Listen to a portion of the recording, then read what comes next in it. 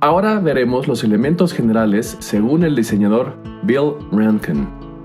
Él empezaba sus conferencias sobre hacer presentaciones con la siguiente frase: un diseñador sabe que ha alcanzado la perfección, no cuando ya no queda nada más por añadir, sino cuando no queda nada por quitar.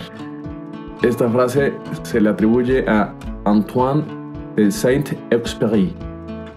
Bill Rankin sostenía que hay 4 elementos esenciales que en conjunto hacen una buena presentación. Estos elementos son la tipografía, el espacio, la imagen y el color. Veremos cada uno de estos 4 elementos para poder entenderlos a fondo. Empezaremos por el primero, la tipografía.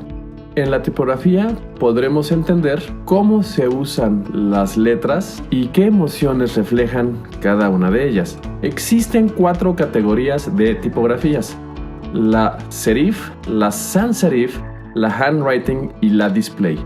Aquí acomodadas en columnas pueden ver las similitudes que hay entre cada una de ellas y sus diferencias. Serif es esta tipografía que está basada en el alfabeto romano. Es reconocible por tener patines. Los patines son estos elementos visuales que nos indican dónde empieza y dónde acaba cada letra. La altura completa de la letra mayúscula se le llama altura de la mayúscula, mientras que la altura de las minúsculas se les llama cuerpo o altura de X. Todas las letras que sobresalen por encima de la línea de las minúsculas, como la F o la T, a ese fragmento de la letra que sobresale se le llama asta ascendente. Mientras que las letras como la G de gato o la J, que tienen un elemento que sobresale hacia abajo de la base, se le llama asta descendente. Los agujeros que tienen las letras G o la letra A o la letra O se le llama hueco o bocado. Este tipo de letra, la serif, es la más vieja históricamente. Se creó así desde las épocas de las primeras imprentas, cuando teníamos las primeras tipografías, ya sea en la época de Gutenberg como en la Plain germánica, o en la época de las grandes impresiones como fueron finales del siglo XVIII y principios del siglo XIX, como la Times New Roman, o incluso en el siglo XIX, como es la última de las tipografías aquí mostrada, que es la American Typewriter. Todas ellas tienen los patines para indicar cuándo empiezan o acaban cada una de estas letras.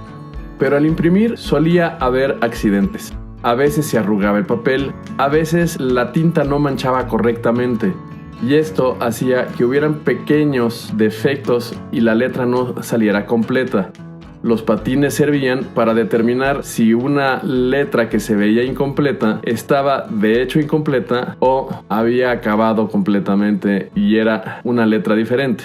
Si yo simulara un faltante de la letra, se vería más o menos así. En el primer renglón yo puedo ver que hay un faltante en la N de plain. Pudiera confundirse con una R, pero para eso tendría yo que tener el patín de la R, que se puede ver en germánica. De la misma manera, no es lo mismo una M de germánica junto a una N, en donde pueden ver la diferencia, porque la N cuando acaba tiene 2 patines que la M mal impresa no los tiene. De la misma forma, en Times New Roman, la M, si hubiera quedado incompleta, no tiene los patines para pasar de ser M a ser N, y así sabría yo que lo que tengo es un faltante. De la misma forma, si la letra M de Roman le falta una gran porción, pudiera parecer una R, pero no tiene el patín como lo tiene la letra inicial de Roman.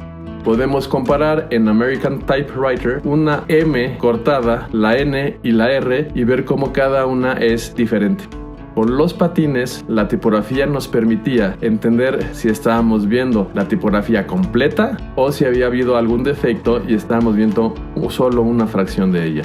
Si yo la utilizo para hacer un gran párrafo, lo primero que salta a la vista es que sí se puede leer con cierta naturalidad, pero la imagen estética en general de esta tipografía da formalidad. El texto se ve serio, el texto se ve formal.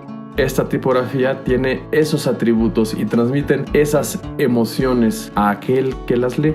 Pero hoy en día habrán escuchado que la gente ya no lee los clásicos, pero yo les puedo asegurar que hoy en día las personas leen más, pero en redes sociales o en mensajes de texto. Si bien no puedo asegurarles que la calidad de los autores haya mejorado con los años, sí puedo decirles que la cantidad de palabras leídas por el común de las personas ha crecido muchísimo en los últimos años. Esto obligó a hacer una letra más dinámica, más rápida de leer. De ahí surge la sans serif. La sans serif significa sin patines. Se puede ver cómo esta tipografía tiene igual mucha distancia en la altura de la mayúscula, tiene también sus astas ascendentes y descendentes y tiene unos bocados más grandes que la serif. Esto permite una mayor lectura a altas velocidades. Si yo pongo un párrafo de esta tipografía, podemos leer con mucha más facilidad, de manera más rápida, pero además le da un toque estético de modernidad y de dinamismo. En cuanto a la tipografía script, que a veces también se llama handwriting, se hace un tipo de letra que asemeja la escritura a mano con letra manuscrita en las épocas que se escribía con plumas o con instrumentos caligráficos. Pueden ustedes notar aquí que el cuerpo, la altura de X, se ha disminuido considerablemente, es un poco más chico. El hueco o bocado se ha aplastado a manera que se ve más oval y pequeñita. Las astas ascendentes, sin embargo, y las descendentes van mucho más altas o bajas que la altura de la mayúscula. Si yo hago un párrafo con letra script, van a poder ustedes tener la sensación de una carta antigua, pero es muy difícil leer el contenido. No sería recomendable hacer extensos contenidos con esta tipografía. En la letra display, lo que tenemos nosotros es más una idea estética que una letra que se pueda leer. Es la típica letra que habla de Navidad a partir de que todas sus letras sean esferas, por ejemplo. O que habla del Halloween haciendo de unas calabazas letras. Es una tipografía muy dibujada para dar a entender un estado de ánimo o un concepto. Pueden aquí ver que no hay mucha diferencia entre el cuerpo o la altura de X y la altura de la mayúscula. Son básicamente la misma cosa. Las astas ascendentes, por lo mismo, están dentro de la altura de la mayúscula y el cuerpo de X y se confunde una altura con otra. Los huecos o bocados son realmente pequeñitos, lo cual dificulta el poder entender y el poder separar las letras que tienen huecos. Si yo con esta tipografía hiciera un párrafo, sería dificilísimo leerlo, confundiría a las personas. Nuevamente, no conviene hacer grandes explicaciones con esta tipografía. Por último, la monospace. La monospace es un tipo de letra que seguramente no van a usar en las presentaciones.